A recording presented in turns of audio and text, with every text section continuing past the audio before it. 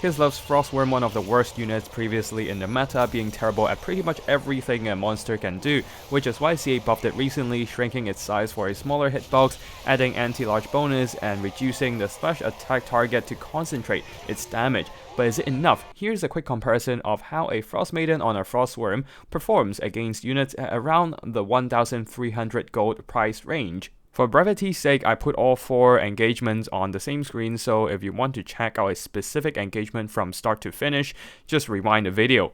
The fights at the bottom are more clear-cut, with the Flamespire Phoenix on the right being slapped by the Frostworm, while on the left, Chosen are steadily grinding down the Frostworm instead. The fights on top are much closer, with the Familiars, despite their anti-armor power, are struggling to really work down the Frostworm because they failed to get a surround against the Kislev monster. Over time, the Frostworm seems to be pulling ahead with the anti-large bonus, allowing it to pull ahead of the Familiar in terms of HP. On the other hand, the Chaos Knights on the right, despite their lack of armor piercing, managed to surround the Frostworm and are using their solid melee stats to grind down the Kislev monster.